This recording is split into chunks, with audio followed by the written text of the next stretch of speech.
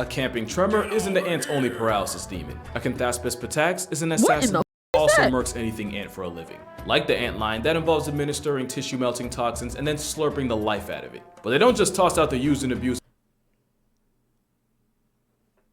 Oh, slurping a life. Hey. Hello. I need me a, what's he call it? What do you call this? ANTS is an I need me a Dasmus Patax. You know what I'm saying? I need me one of them. The Tasmus compass a Dasmus attack.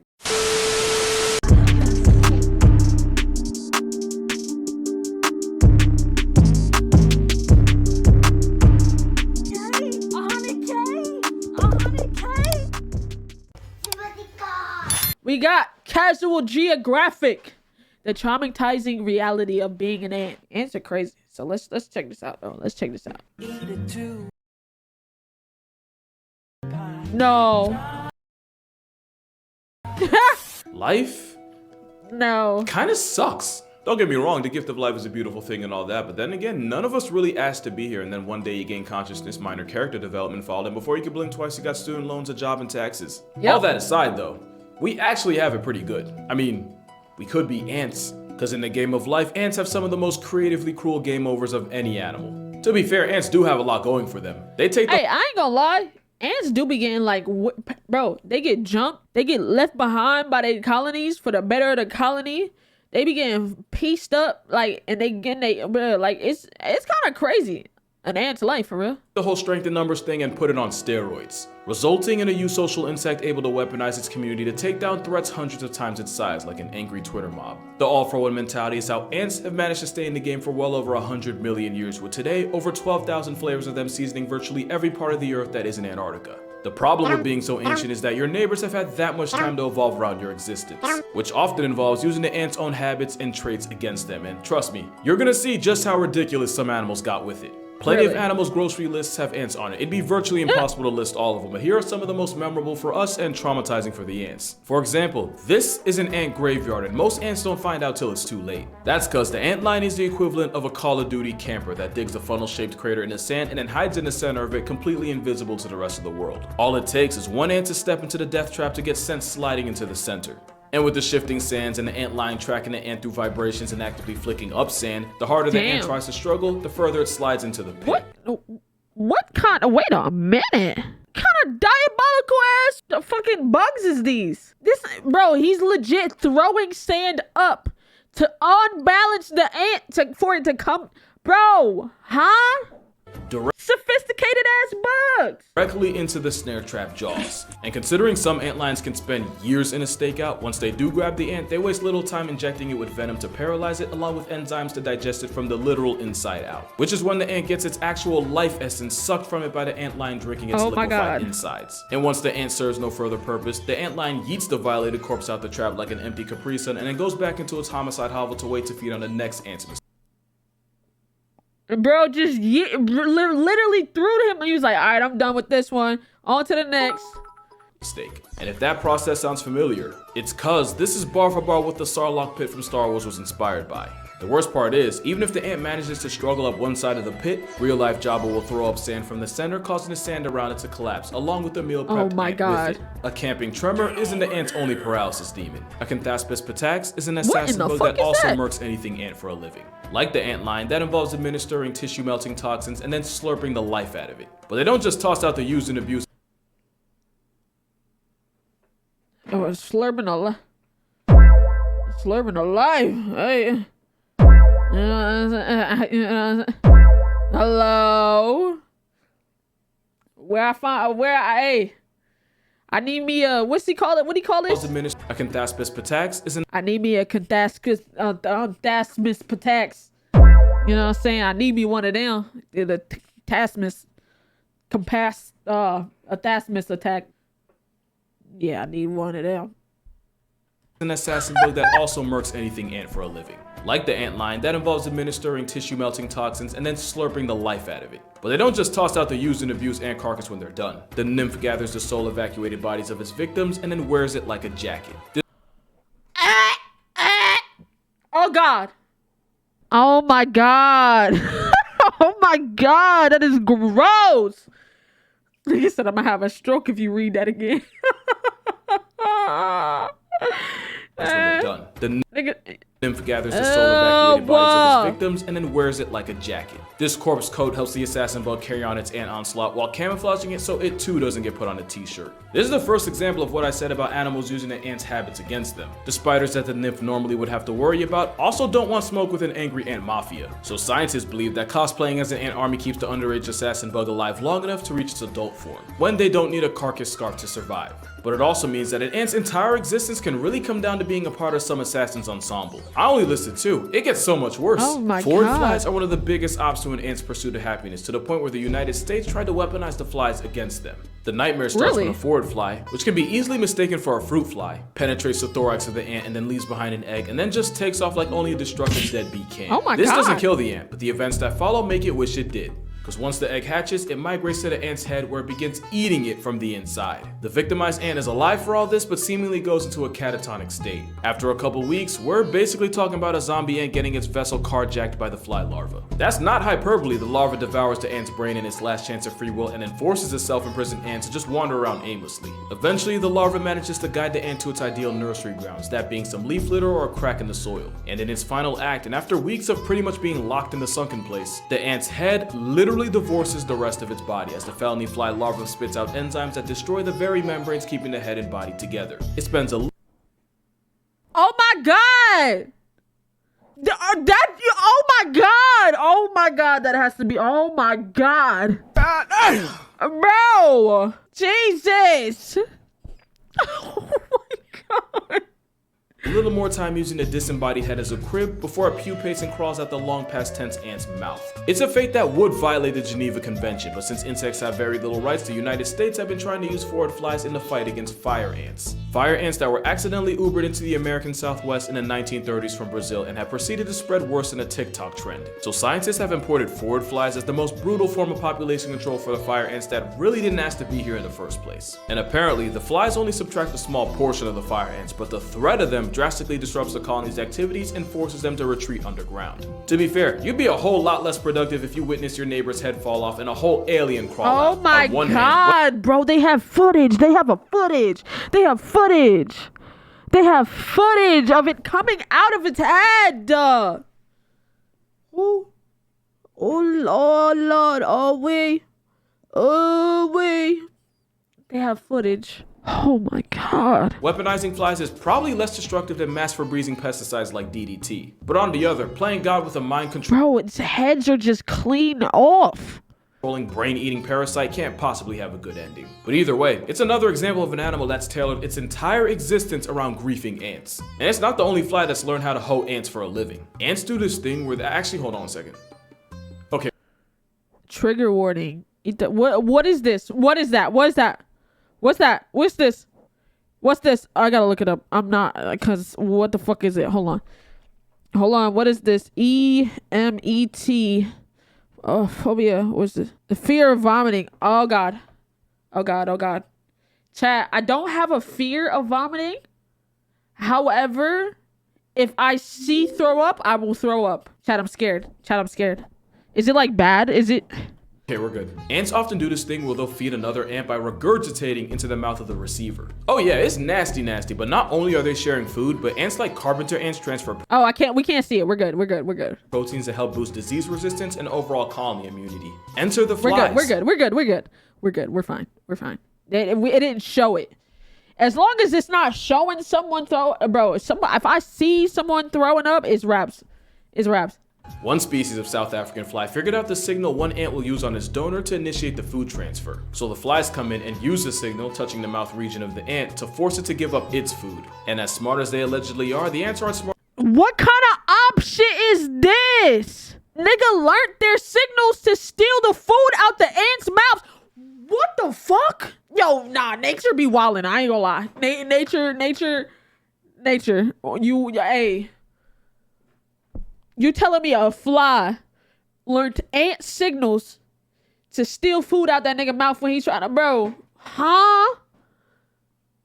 enough to realize they're getting fleeced out of food by a fly, which is probably how they got the nickname the ant-mugging fly. Like I said, hundreds of millions of years is a lot of time for your ops to study your playbook and use it against you. Because when ants aren't getting trapdoored by ant lions, finessed by flies, or turned into a light flex by an assassin, ants are often the victim of some of the most complex manipulation in the entire animal kingdom. One example is how this entire butterfly's existence depends solely on deceiving ants. The Alcon blue butterfly has no weapons, no venom, no armor at all. But what they do have are pheromones that are almost identical to that produced by ant larvae. So when the caterpillar airdrops itself down to the forest floor, it's almost immediately taken in by a colony of ants. By mimicking the ant equivalent of a new baby smell, the caterpillar manages to get VIP treatment from the same ants that could turn it into coffin stuffing. The ants carry it into their nest where they feed the caterpillar like one of their own. To the point where if there's ever a food shortage, the intruder manages to savvy its way into getting priority over their actual young. Especially since the caterpillar is able to mimic the sound the ant queen makes in order to get more attention.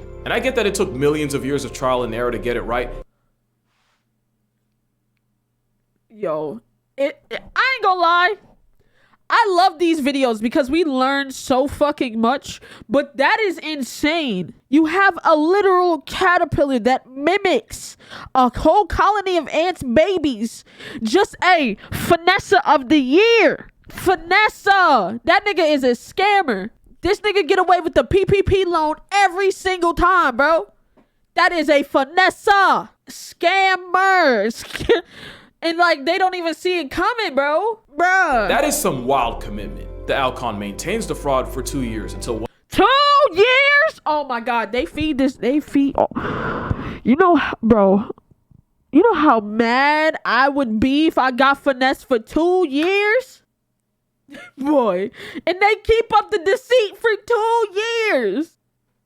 Oh my God. One day it pupates and flies out the ant nursery with the ants unaware of just how hard they got played. This game plan works out so well for the butterfly that even one of the slowest animals on Earth takes a cue from them and pulls a fast one on ants. Ants love eating snail slime. I want you to remember that piece of information. It's going to be real important later. But one species of snail will purposely secrete slime in order to attract the ants who kidnap it and carry it into their nest. Since most ants will 100% eat a snail alive, at first this looks like self-subtraction with extra steps. But once carried into the ant fortress, the snail suddenly stops releasing the slime that got it there in the first place. And somehow not being seen as food gives the snail diplomatic immunity, and they're able to move around the nest untouched and even feed on the groceries the ants bring in while contributing a total of nothing. But at least with the Alcon blue and the snail, wait. Nah, these niggas is finesses.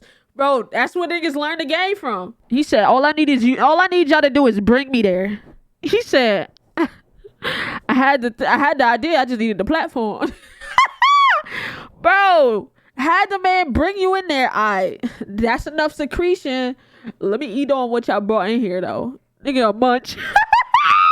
Technically, no one really gets hurt, but one animal manages to not only completely manipulate its ant mark, it does it in one of the most ridiculously complicated ways possible. Go get a snack if you don't have one. This finna be a novel. The jihad starts with a parasitic flatworm that enslaves the ant through mind control. You see the pattern here, right?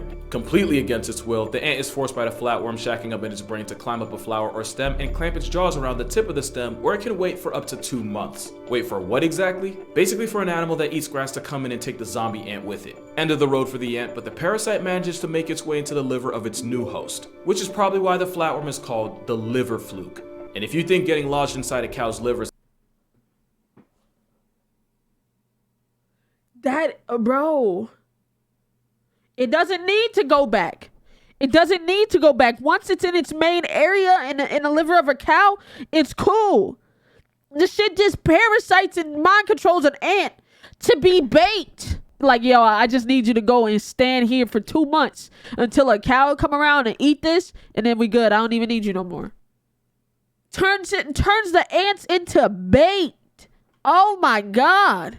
a dead end, then you must not have believed me when I told you how needlessly complicated this stuff gets. While feeding on whatever cow, sheep, or rabbit unintentionally murked the ant, the fluke lays eggs that then get deuced out by the same host. Those eggs don't get to hatch until a snail comes along and eats the droppings, along with the eggs in them.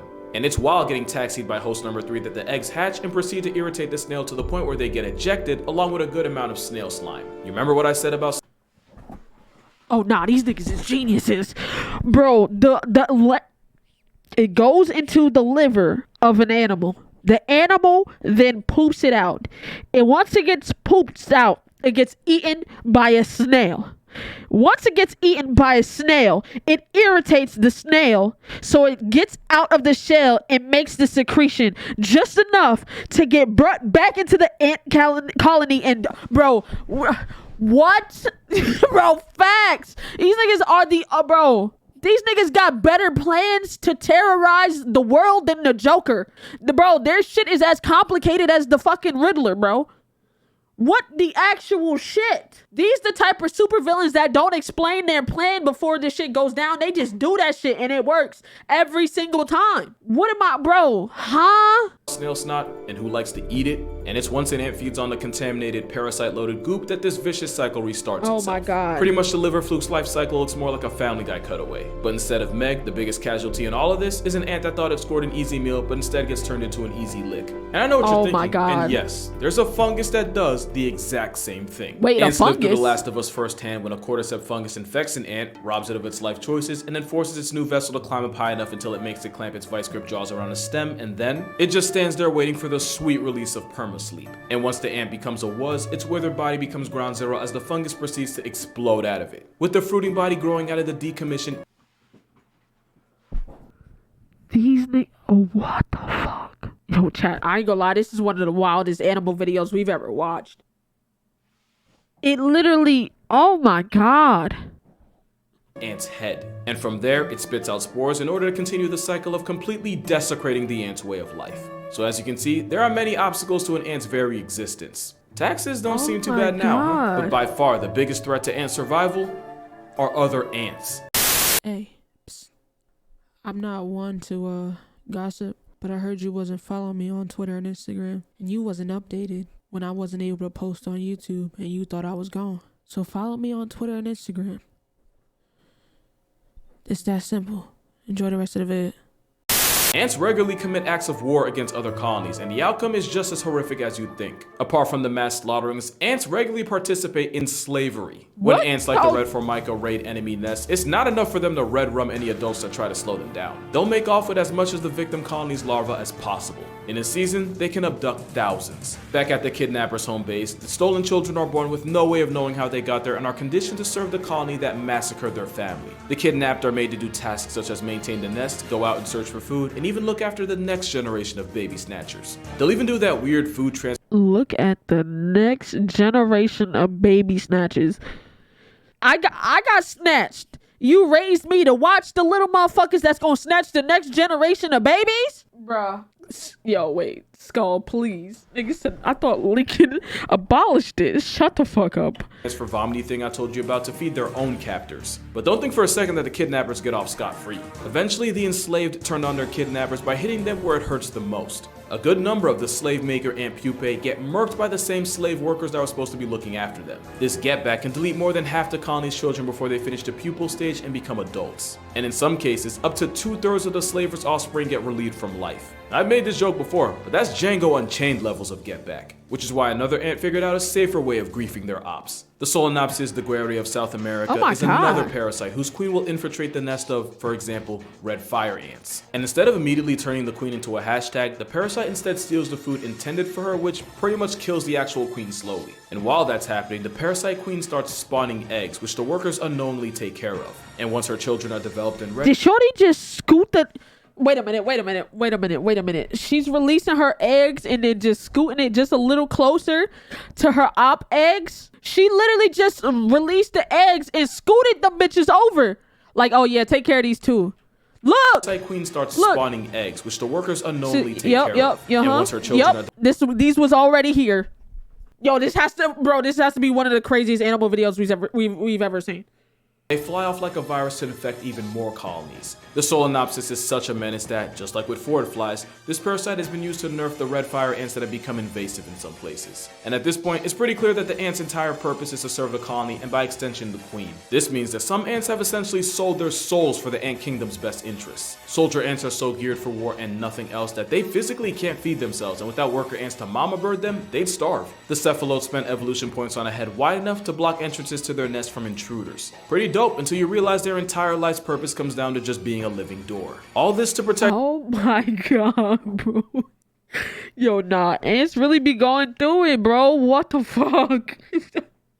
Nigga was born to be a door.